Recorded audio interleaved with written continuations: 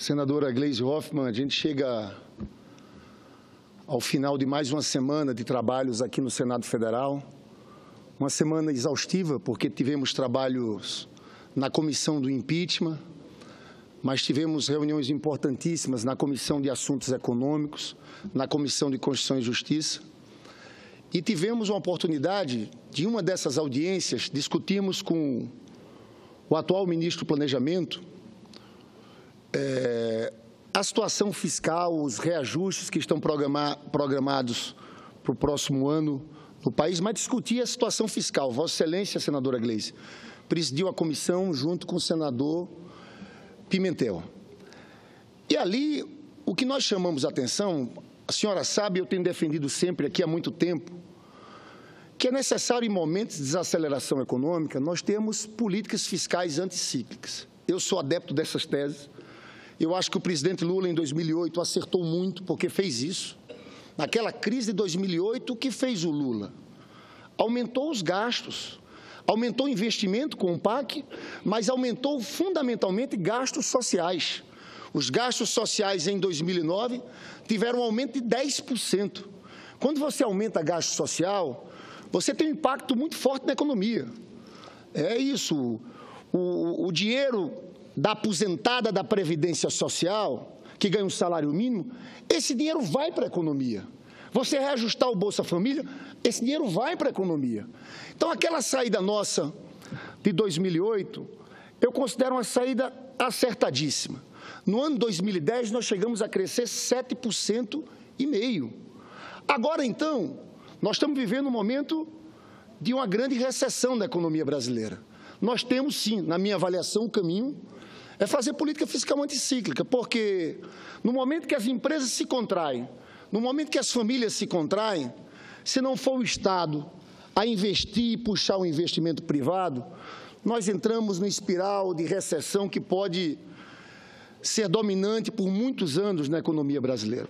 Dito isso, falando da minha posição, eu quero cobrar agora a coerência do discurso dos outros, porque eu sempre tive aqui um embate com outros senadores que falavam da irresponsabilidade fiscal do governo da presidenta Dilma.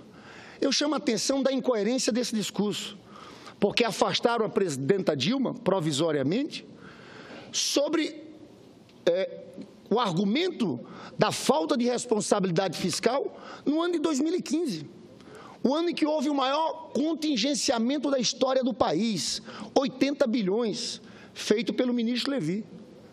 Eu, inclusive, fiquei contra várias dessas propostas, porque achava um erro equívoco. Mas eles não. Disseram que a Dilma tinha que ter feito um contingenciamento maior em 2015.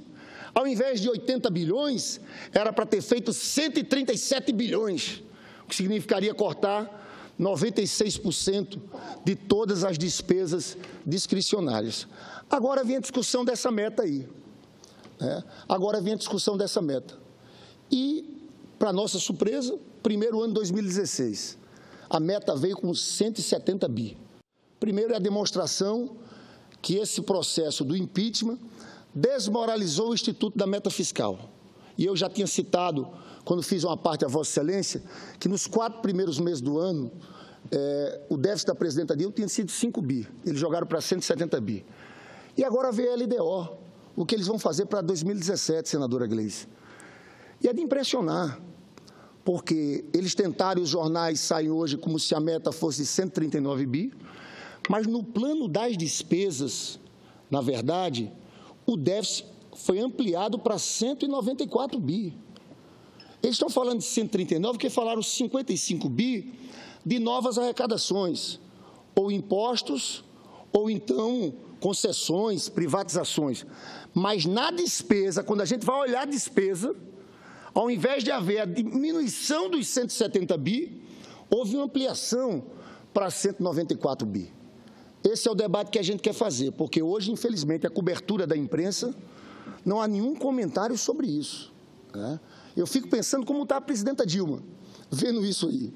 Ela sendo afastada por esse motivo, e vê a mudança de discurso, de 15, 20 dias depois, eles fazem tudo isso. O que me impressiona mais é a tentativa de distorcerem a realidade, criaram uma polêmica entre a área política, o PMDB, Romero Jucá e o ministro Meirelles, e teve alguns jornais que tentaram vender a ideia de vitória da equipe econômica do Meirelles nesse debate. Poxa, volto a dizer, é a desmoralização desse discurso da responsabilidade fiscal. Então, esse é o primeiro ponto que eu quero abordar.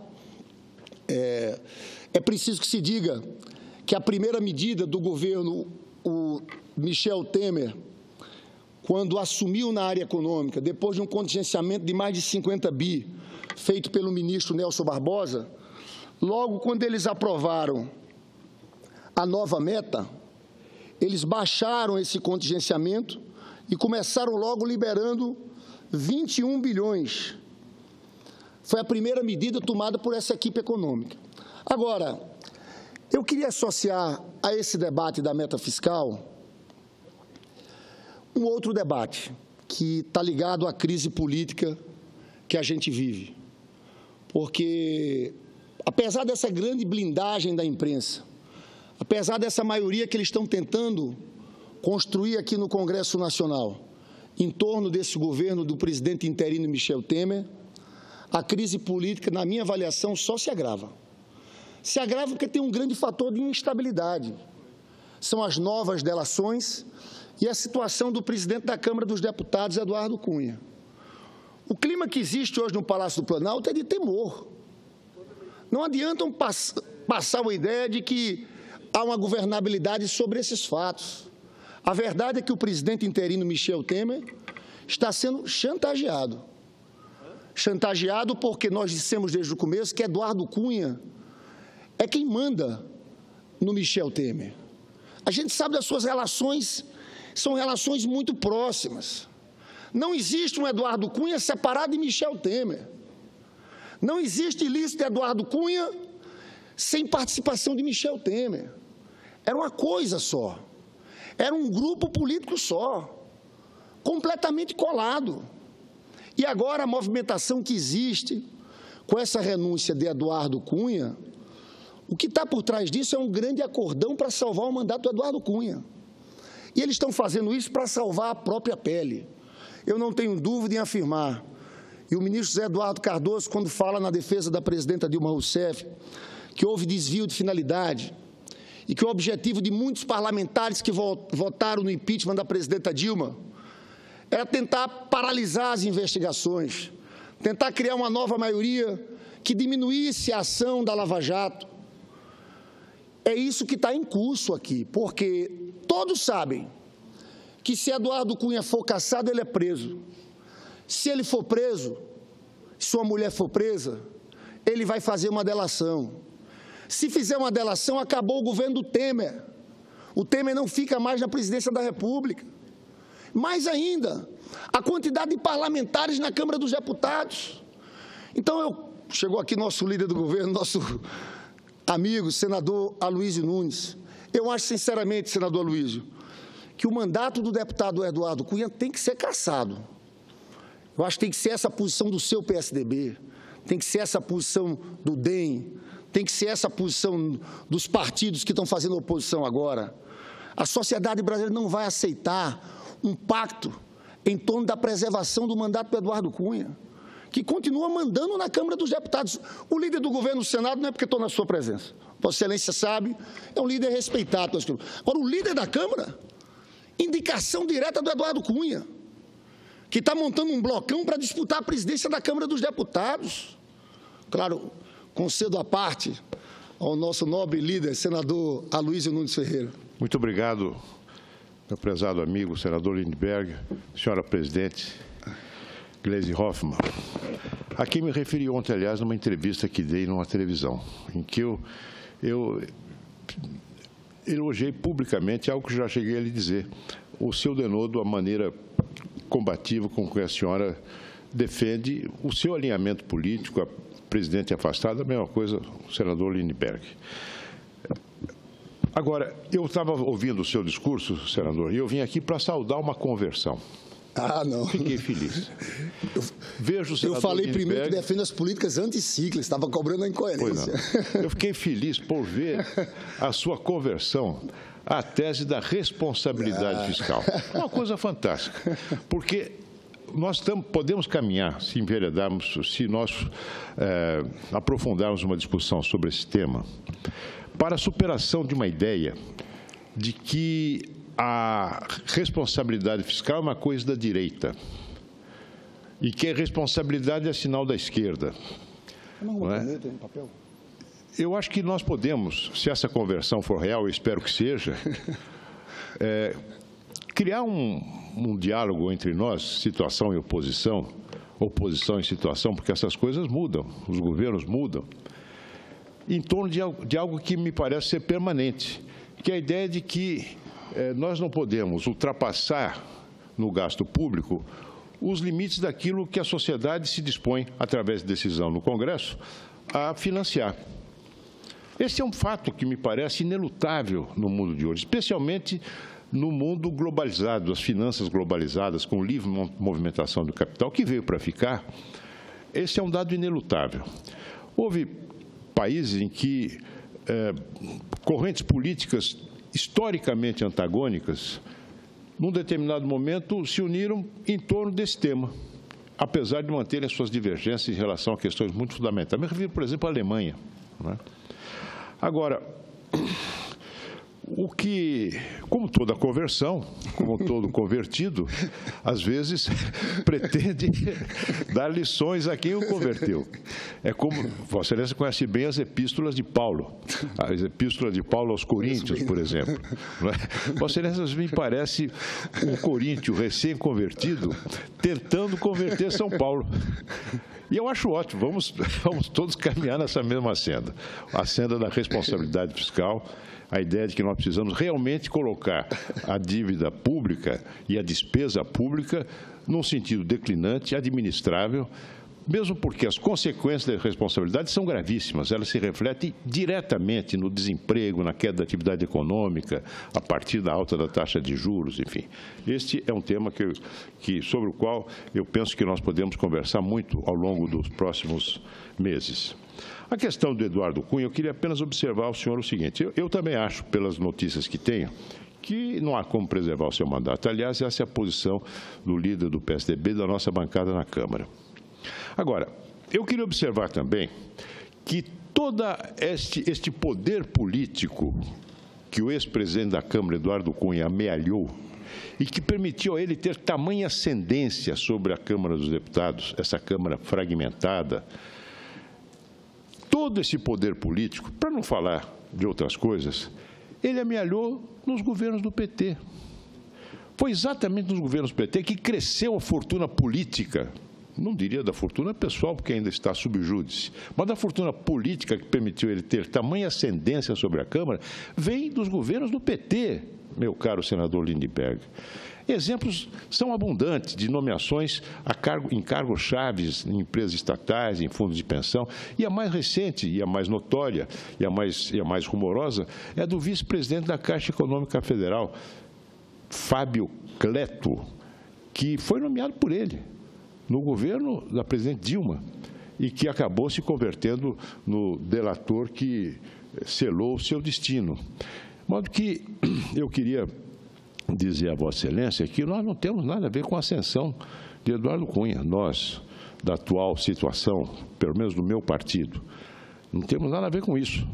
Ele cresceu, foi cevado durante os governos petistas, não é? Como uma peça importante na articulação que o governo pretendeu e conseguiu montar para se manter no poder. São essas duas observações que faço ao discurso de Vossa Excelência. Senador Luiz, primeiro agradeceu a parte e as pessoas que nos acompanham, às vezes, a gente tem debates acalorados, não sabem, às vezes, que tem debates acalorados, mas tem muito respeito aqui dentro, pela sua história.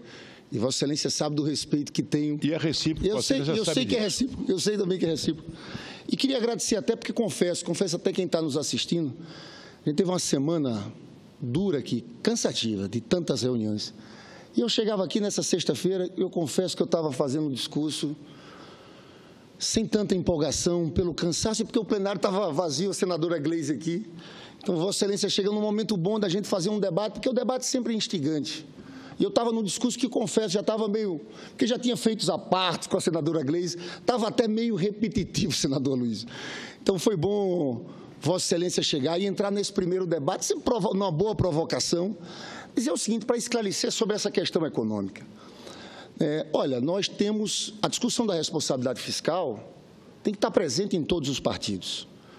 O presidente Lula, nós quando entramos, não estou aqui para culpar o fenômeno, mas analisar historicamente. Quando o presidente Lula assumiu em 2003, nós tínhamos uma dívida líquida de 60% do PIB. Conseguimos reduzir para 34% do PIB. Né? O presidente Lula fez vários superávites gigantescos, chegou para 3,75% do PIB. O que eu, em especial, porque aí tem divergências minhas, inclusive, Vossa Excelência aqui presenciou que em 2015 eu votei contra o ajuste fiscal. Porque eu dizia que aquele era um momento de desaceleração econômica, aquele ajuste ia agravar a desaceleração econômica. O que nós defendemos, continuamos defendendo, senador Luiz. E eu reclamo muito aqui que é no Brasil hoje a tentativa de criminalizar qualquer possibilidade de uma política fiscal anticíclica. Eu sempre defendo a tese que os keynesianos pelo mundo afora defendem, é um debate aberto e economista do mundo inteiro, que defendem o seguinte: em momentos de desaceleração econômica, você fazer um ajuste fiscal, você aprofunda essa desaceleração econômica. Porque muita gente não sabe, mas cada corte no orçamento, tem um estudo do IPEC que fala sobre a realidade brasileira, 1% a mais de gastos no PIB significa 1,5% a mais de crescimento. Também, no caso oposto, é verdadeiro. 1% de corte tem mais ou menos 1,5% de impacto na economia. Então, depende do volume do déficit fiscal e da maneira como ele é administrado, do custo da sua administração. Com a taxa de juros alta, como nós temos, em razão do volume enorme, aumentar o gasto significa aprofundar a crise. Claro, não, na verdade, na minha avaliação não é assim. Então, o que é que a gente defende? Eu e muita gente nesse mundo é o seguinte: em momentos como esse, de crise, em que as empresas não estão investindo, as famílias não estão investindo, se o Estado não investir mais para puxar a iniciativa privada, a economia não reage. Quando a gente entra... Então, o que nós defendemos em tese é o seguinte: momentos de desaceleração, ampliação de gasto, de investimento por parte do Estado. O Keynes sempre defendeu muito a responsabilidade fiscal. É uma injustiça pensar que a posição do Keynes era uma posição... Não, o Keynes era um conservador, é importante dizer isso. E aí dizia o seguinte: momentos de crescimento econômico... Costumes. Claro, exatamente, exatamente. E no momento de crescimento econômico, você faz superávites maiores. Aqui, eu acho que a gente está criando uma regra, que é uma regra que vai contra... Até o Fundo Monetário Internacional, senador Luiz, nos surpreendeu. Porque depois da crise de 2008, a senadora Gleisi, essa semana, fez uma fala muito importante, analisando a crise econômica internacional e analisando a situação da economia mundial a partir de 2008, naquela crise dos subprimes, depois da quebra do Lehman Brothers, que aconteceu por desregulamentação do sistema financeiro. Infelizmente, foi uma mudança que houve no governo dos democratas, no governo do Clinton, e aí eles criaram aquelas bolhas, os subprimes, completamente descolados da realidade. E quando houve aquela quebradeira, aquilo foi transferido para os estados nacionais, em todo o mundo. Né? E a partir dali ganhou força o quê? A ideia dos planos de austeridade. Que se a gente for ver a situação da Grécia, de Portugal, de Espanha, a situação da Europa, não funcionou. E agora o FMI sai com um documento tentando mostrar que em momentos de crise como essa, você tem que olhar também para o crescimento econômico, para a preservação do emprego. Esse documento do FMI é muito interessante, eu quero trazer aqui no plenário na próxima semana, porque traz essa preocupação, mostra com exemplos concretos que se você faz só austeridade,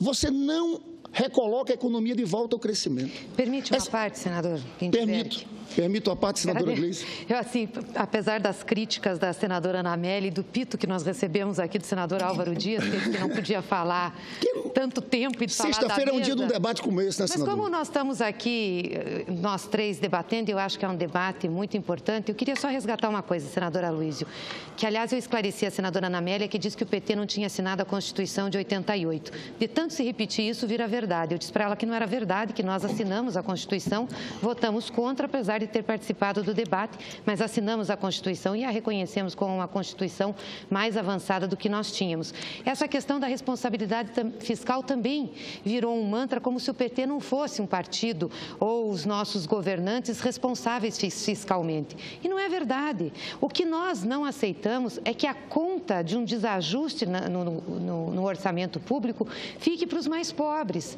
Não dá para ter, por exemplo, um ajuste no orçamento da União em cima do não crescimento real do salário mínimo para os aposentados ou da redução dos recursos do SUS, como era a discussão que estava se dando. Então, ou seja, nós precisamos fazer ajuste, precisamos, mas nós não vamos falar dos serviços financeiros, por exemplo, que nós temos, da dívida. A despesa financeira não vai entrar nessa discussão. Acho que isso que o senador Lindbergh coloca é muito importante. Nós internalizamos uma despesa imensa, principalmente do mercado financeiro, com a quebra do sistema americano, do sistema bancário americano.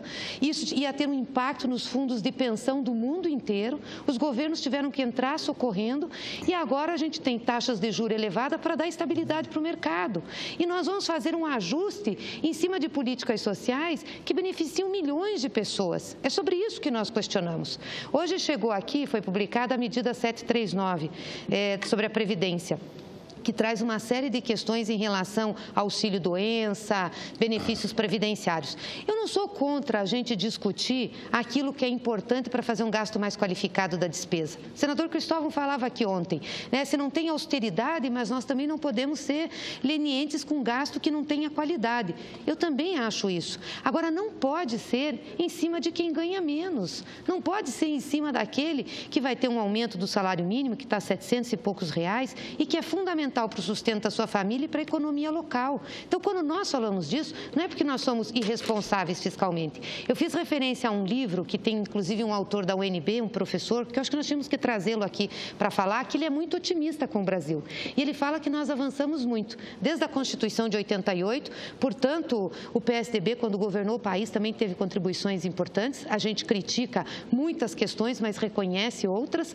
E como o governo Lula, o governo da presidenta Dilma também. E que isso projetado à frente dá condições ao Brasil de ser um dos poucos países a ter desenvolvimento sustentado e que nós vamos conseguir ter. E ele falava em dois pilares, senador Aloysio, em relação a isso, às nossas conquistas. A responsabilidade fiscal, que nós tratamos com seriedade e não fomos também condescendentes com a inflação, e eu acho que nós estamos nesse caminho ainda, e a inclusão social, porque sem inclusão social é impossível que a gente tenha desenvolvimento sustentado. Então, o apelo que a gente faz é para que esses programas que foram conquistas da Constituição de 88, como a questão da educação, da saúde, da previdência e programas importantes do governo do presidente Lula, da presidenta Dilma, não voltem atrás e que não sirvam para pagar serviço da dívida. A gente tem que ter uma outra alternativa nisso. Agradeço a parte, senador Lindbergh. Agradeço, senadora Gleice. Posso intervir nessa triangulação? Pode. Aqui vamos fazer...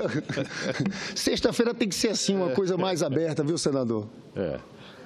Bem, eu acho que aí não há dúvida nenhuma, senadora Gleice, senador Lindbergh, que existem pontos de convergência que precisam ser aprofundados entre as diferentes correntes políticas do nosso país. Correntes políticas que têm responsabilidade com o Estado, com o país, que já assumiram responsabilidades governamentais e que aspiram a assumir novamente essas responsabilidades, né? Então, isso que a senhora disse, a preservação de políticas de inclusão social, eu tenho para mim que isso é algo absolutamente assente entre nós, não é? Veja, senhora, por exemplo, os reajustes reais, os aumentos reais do salário mínimo. Isso é uma política que foi mantida desde o primeiro ano do presidente Fernando Henrique Cardoso. Mantida, preservada, governo Lula, governo Dilma. E foi essa, no meu entender, a grande política social que nós tivemos no Brasil. Permitir elevar o patamar de renda daqueles que ganham menos e, por isso, levar também outros benefícios sociais atrelados a ele a levantarem. Enfim, o Fundeb é um desenvolvimento, é o desenrolar do próprio Fundef que foi criado na nossa época. Não é? Paulo Renato. Então, existem coisas que eu penso que nós podemos deixar fora da polêmica política. Assim como eu creio que não é correto insistir que nós queremos acabar com as férias, com o 13º, coisas que centrais sindicais, algumas ligadas ao PT, apregoam, porque não é verdade, é mesmo porque está na Constituição, não é nosso desejo mudar. O que nós precisamos fazer é encarar a questão da responsabilidade sem dogmatismo.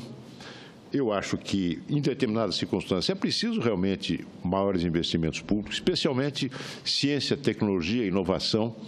Acho que sem investimentos públicos importantes, dificilmente nós vamos conseguir elevar o patamar do nosso país em inovação. Há um livro fantástico, que seguramente Vossa Excelência conhece, da Adriana Mazzucato, chama-se O Estado Empreendedor, em que ela faz um balanço de política de desenvolvimento científico e tecnológico, combatendo alguns dogmas que parecem que acabaram se transformando em verdades absolutas, que existe incompatibilidade entre investimento real, empreendimento público, não apenas investimento, mas empreendimento público e empreendimento privado. Mas, enfim, em matéria de ciência e tecnologia. Agora, o que nós precisamos, meus caros colegas, é cair na real. No seguinte sentido, nós não podemos mais fingir que os recursos públicos, que os recursos que a sociedade transfere para o Estado são ilimitados. A nossa carga tributária já atingiu um patamar muito, muito alto. Não é? E o Congresso, isso vale para os governos, mas vale também para o Congresso Nacional.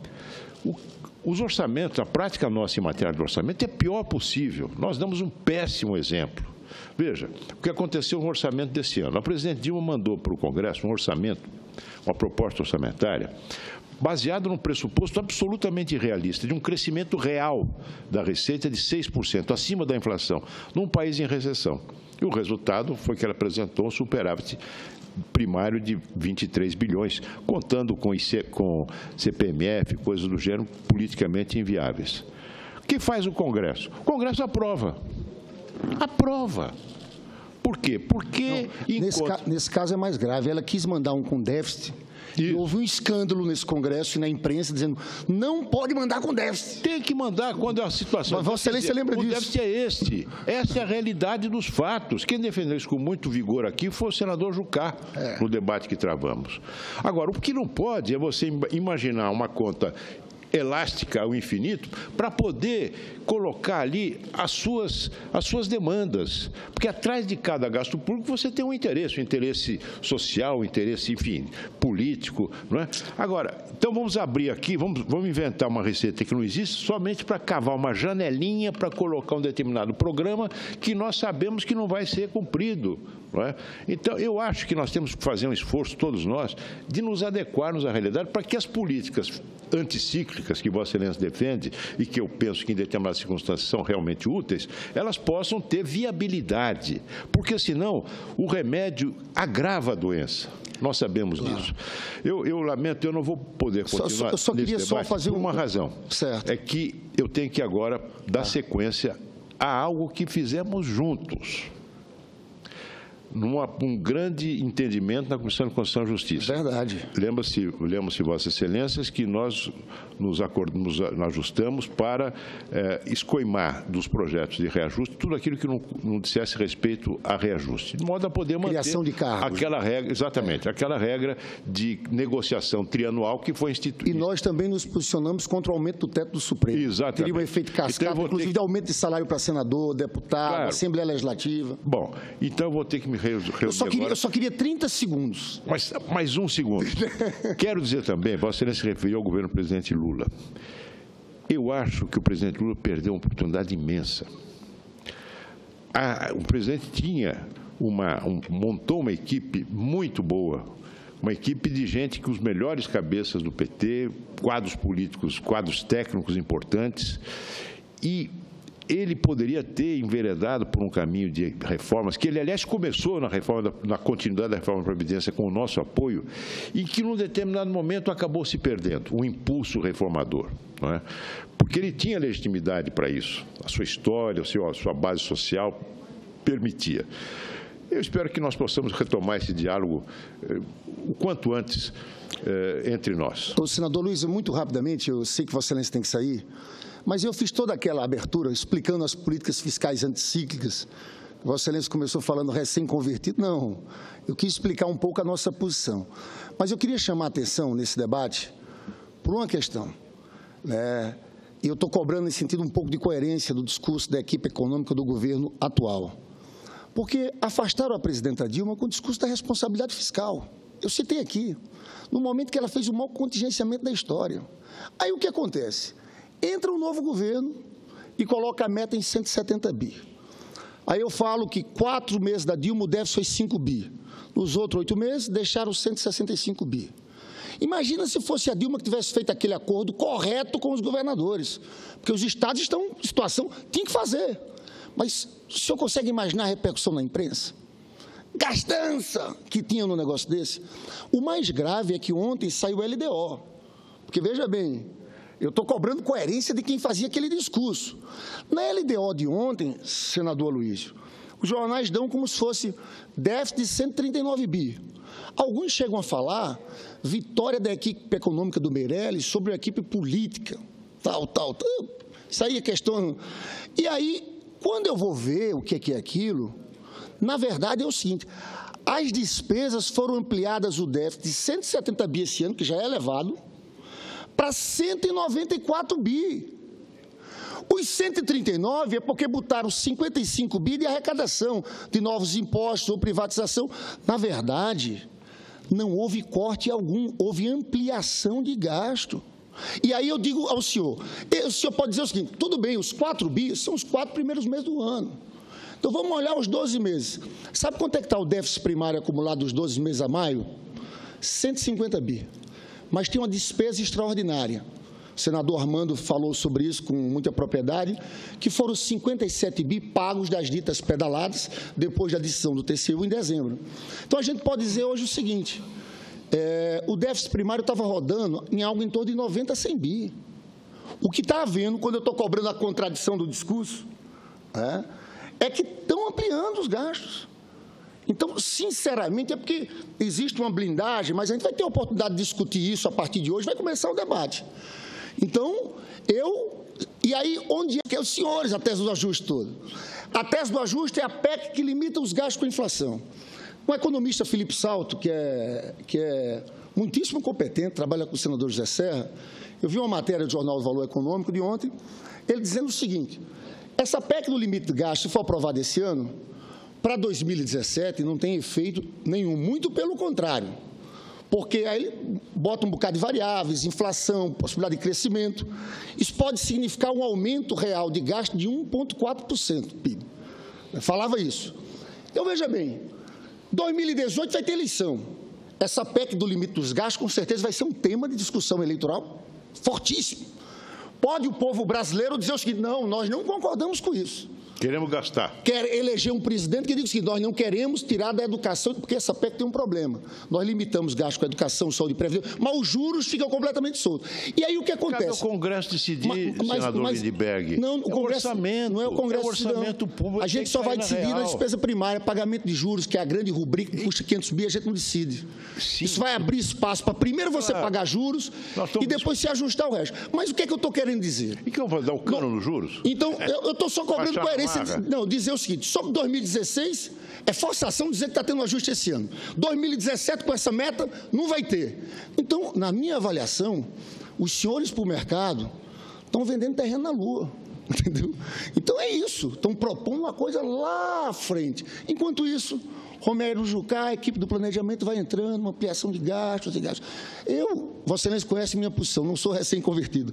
Eu estou só criticando e cobrando coerência. Os números para 2017, eu sinceramente esperava dos articulistas de economia que cobram tanto rigor fiscal, uma postura mais dura, mas foi anunciado ontem. Eu quero ver essa repercussão nos próximos dias.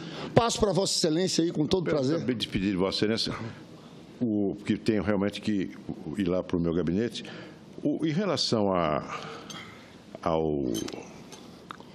negociação da dívida dos estados, era uma necessidade inelutável. Eu concordo. As receitas dos estados caíram muito em razão da crise e em razão também das políticas de desonerações praticadas pelo governo da presidente Dilma, que não tiveram o resultado esperado, mas que, em termos de e que os senhores, se defenderem a reoneração, vão ter nosso apoio aqui. E nós tivemos, enfim, um rombo fiscal enorme. É claro que essas despesas de funcionalismo, elas chegaram numa hora ruim, não é? Houve uma negociação no governo da presidente Dilma, em parte impulsionado pela antiga oposição, porque nós votamos, o senhor verberou isso com razão, nós votamos um aumento absolutamente incompatível com a realidade no orçamento, na despesa com o funcionalismo federal, do judiciário, para que houvesse uma negociação. A negociação ocorreu. E ocorreu em termos bons, porque o índice de reajuste fixado nessa negociação, ainda no tempo da presidente Dilma, coloca o crescimento da folha de salário desses segmentos que foram beneficiados dentro da meta de inflação, aliás, abaixo da meta de inflação, menor que a inflação real. Exatamente, prevista na LDO que chegou no Congresso ontem. A LDO prevê uma inflação, tomara que cheguemos lá, de 4,8%, e esses reajustes que vão se desenrolar ao longo dos anos, três anos, prevê uma inflação, coloca esses reajustes em 4,5%, portanto, abaixo. Concordamos com isso. Foi uma negociação que creio que foi positiva, não é? E que, enfim, vai na linha da contenção dos gastos. Mas eu, infelizmente, tenho que me retirar, mas quero saudar a companhia dos meus queridos Foi colegas. Ótimo, senador Luiz. Vossa Excelência abrilhantou, fizemos um debate aqui de alto nível. Volto a dizer, estava até meio... Borocochô. Só estava um lado, né, senadora Luiz? A senadora Ana Amélia fez uma intervenção boa, forte. Fez também uma intervenção muito boa, mas agradecemos sua presença. Muito obrigado. Eu agradeço, senador Luiz, e Vossa Excelência sabe que eu assumi agora a liderança da minoria da oposição também. A gente vai ter posições divergentes aqui, mas sempre, quando tiver um interesse público, interesse nacional, vamos estar juntos. Vossa Excelência falou de desoneração. Se tiver medidas desse governo para voltar à reoneração de setores que, na verdade, a gente sabe que a desoneração não teve o impacto pretendido, não criou emprego, nós vamos entrar nisso. Então, nesses debates de fundo, a gente vai sempre separar um pouco o debate da disputa política que existe dos interesses nacionais, dos interesses do país. Tá? Estamos abertos aí ao diálogo. Mas, senadora Gleisi, eu já vou encerrando. A gente falou aqui, eu estava no meio da discussão da política de austeridade, e eu, quando vejo a situação da Europa, e quando eu vi a saída do Reino Unido da União Europeia, eu acho que eu acho que teve uma leitura muito simplificada desse processo todo, inclusive por nós, muita gente, muitos articulistas de esquerda, claro que lamentando o que aconteceu, porque foi ruim para o mundo, para quem tem uma visão da integração europeia, a importância disso para o mundo, mas teve gente que achava só que era um discurso da direita, um discurso xenófobo. É importante a gente ver os impactos desses planos de austeridade na situação concreta da vida do povo. A grande votação pela saída do Reino Unido foi a votação dos trabalhadores. Teve um grande corte de classe social ali nesse debate. Então, eu estou convencido que se a Europa também não mudar, nós vamos ter o crescimento desses partidos de extrema-direita em toda a Europa. E é importante só ressaltar aqui, ficar registrado, posicionamento tem divisão de posições na esquerda, mas o posicionamento do ex-ministro das Finanças gregos, Varoufakis, também de Jean-Luc Mélenchon, que é do Parlamento Europeu, que defende o seguinte: ou a Europa muda ou não consegue se sustentar. Porque, de fato, a questão democrática virou uma questão também muito importante. Você veja a situação da Grécia, antes do recuo lá do Syriza, do Alex Tsipras. O povo decidiu que não queria um plano de austeridade como aquele, que estava cortando benefício, mas de que vale? Não valia nada, porque quem decidia tudo era a Troika, né? Eram os tecnocratas da Troika, da União Europeia, do Banco Central Europeu, que impunham um plano ali. Então, tem uma discussão nos países da Europa muito grande, que é isso. O que nós podemos decidir? A questão democrática e a imposição desses planos de austeridade. Infelizmente, se continuarem dessa forma, vai ser muito difícil a União Europeia não se desintegrar. Então, acho que a gente tem que abordar isso com mais profundidade, porque alguns querem transformar os planos de austeridade, que alguns defendiam como uma coisa momentânea, ajustes de 1 ano, de 2 anos, em políticas permanentes. A minha crítica central, o que está sendo apresentado pelo governo do presidente interino Michel Temer, é quando ele apresenta essa PEC do limite de gasto com inflação. Na verdade, nós estamos colocando um plano de austeridade de longo prazo na economia brasileira, que vai colocar a economia brasileira sempre nesse próximo período, em períodos de alternância de pequeno crescimento com entrada em recessão novamente. Eu encerro só minha intervenção. O senador Aloysio Nunes não pôde ficar a todos, eu concordo com várias coisas que ele falou, eu só não concordo que ele disse que a política de valorização do salário mínimo começou no Fernando Henrique Cardoso. Muito pelo contrário, isso aí não dá para aceitar. A política de valorização do salário mínimo começou com o presidente Lula, depois de muito tempo a gente escutar aqui no Brasil que aumentar o salário mínimo era inflacionário, era esse o discurso. E vale dizer, senadora Gleisi, não foi só salário mínimo. Foi muito engraçado essa semana aqui no Congresso, porque estava o governo da presidenta Dilma. E a gente via, porque no governo Fernando Henrique Cardoso, eles ficaram 8 anos sem dar reajuste dos salários dos servidores públicos. 8 anos. Eu me lembro das greves das universidades. Foi o presidente Lula que chamou e começou a fazer os acordos de 3 em 3 anos. E foi interessante porque alguns servidores públicos caíram na conversa desse pessoal. Eu me lembro, no ano passado aqui, quiseram dar um reajuste de 70% para o servidor do judiciário. É claro que não comportava, não dava para dar. E foi interessante ver que eu vi, quando chegamos para votar lá na sessão do Congresso Nacional, o senador Caiado aplaudido de pé pelos servidores do Judiciário, os senadores do PSDB. E eu conversei com alguns, vocês estão acreditando neles? Nunca defenderam trabalhadores, nunca defenderam os servidores públicos, aí nada como um dia após o outro. Essa semana, na comissão que foi discutir esse reajuste de servidores públicos, que o senador Aloysio fez referência e ele votou também a favor, eu vi o senador Caiado votando contra. 0, não vamos. Digo, olha, essa é uma lição para os servidores também, porque utilizaram aquilo para inviabilizar o governo da Dilma, porque era Dilma, mas nunca tiveram esse compromisso. É interessante como a contradição vem com uma velocidade gigantesca, a incoerência aparece com uma velocidade gigantesca. Então, em relação ao salário mínimo, não dá para aceitar essa tese que começou do Fernando Henrique Cardoso. Começou foi no governo do presidente Lula, quando ele decidiu colocar o salário mínimo, uma regra que é inflação mais crescimento do ano anterior. Essa regra está sendo atacada agora, porque eles querem limitar todos os gastos primários à inflação. Então, isso, eu fiz os cálculos. Se existisse há 10 anos atrás, em vez de R$ 880, o salário mínimo seria R$ 500, porque nos últimos 10 anos o salário mínimo cresceu 70% acima da inflação. O fato é o seguinte, podem fazer todas as críticas que quiser o Lula, a Dilma, mas uma coisa que não podem deixar de reconhecer é que a vida do povo trabalhador, dos mais pobres nesse país, melhorou. Melhorou e melhorou muito. Foram 40 milhões de brasileiros que ascenderam socialmente. 30 e tantos brasileiros saíram da pobreza extrema. E o que a gente está vendo aqui, a preocupação aqui, e a gente traz com números, com projetos, é que parece que eles querem, nesse governo interino do Michel Temer, em 2 anos e meio, que eles querem votar o impeachment, a gente espera vencer no final de agosto, eles querem destruir muitas dessas conquistas, que foram luta de muito e muito tempo. Em especial, eu digo o seguinte, a destruição do SUS, a saúde pública brasileira é ruim, ainda é muito, deixa muito a desejar, mas o que eles estão fazendo vai inviabilizar o SUS, vai inviabilizar o SUS. E queria só, para concluir, responder um questionamento do senador Luiz sobre o Eduardo Cunha. Olha, pessoal, se tem uma pessoa que se comportou como o maior inimigo da presidenta Dilma desde o primeiro dia que ele virou presidente da Câmara dos Deputados, foi Eduardo Cunha, que inviabilizou, inclusive, essa crise econômica que a gente vive. Ele é um dos responsáveis. E estava sempre em aliança com o PSDB e com o DEM.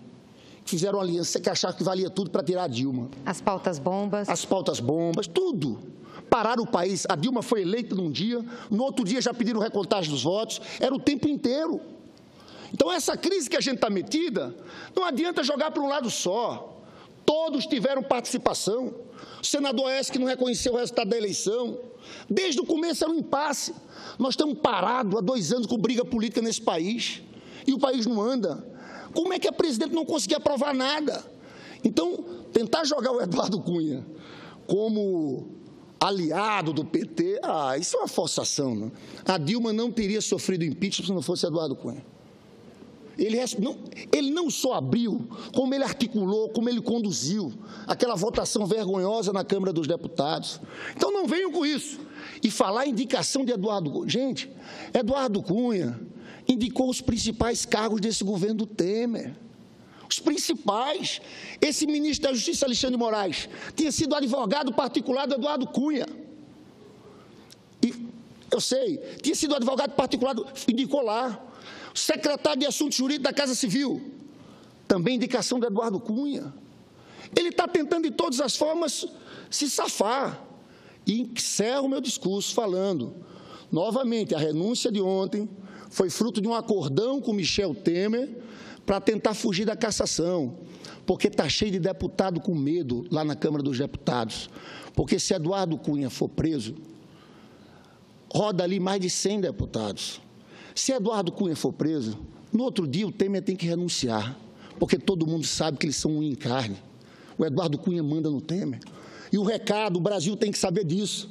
Há uma chantagem com o presidente interino da República, que está morrendo de medo do seu Eduardo Cunha ser preso. Por isso, essa votação da cassação do Eduardo Cunha é fundamental. Eu quero ver Eduardo Cunha lá no Moro, ver o que ele vai responder depois. E aqui é preciso que se diga, eu já falei isso, mas estou repetindo para encerrar meu discurso. É por isso que o Michel Temer fez a reunião na calada da noite com o Eduardo Cunha no domingo. Uma reunião secreta, que não era para o Brasil saber, não era para a imprensa saber. Fez a reunião, só que vazou. Uma jornalista deu a notícia. O Eduardo Cunha negou. O Michel Temer teve que aceitar que houve aquele encontro.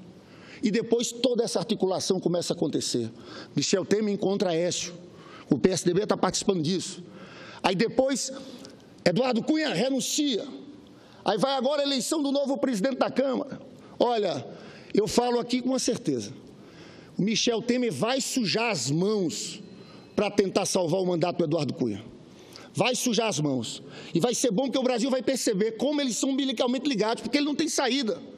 Porque se ele não tentar salvar o mandato do Eduardo Cunha, ele sai da presidência da República. Ele não aguenta a primeira linha da delação do Eduardo Cunha, que seria, talvez, a maior delação da história do país. Uma delação que mudaria completamente a cara da política brasileira.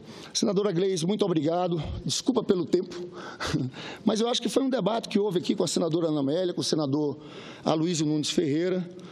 E nós vamos agora, eu digo, ligar para todos os jornais, conversar com articulistas dessa área econômica, né? Porque nós queremos que esses números que foram apresentados na LDO de hoje tenham um tratamento sério por parte da imprensa brasileira. Não é possível que aqueles que defendiam esse rigor fiscal todo, de uma hora para outra, se calem com o que está acontecendo, com esse jogo de faz de contas em relação à meta fiscal apresentada na LDO 2017. Muito obrigado, senhora presidente.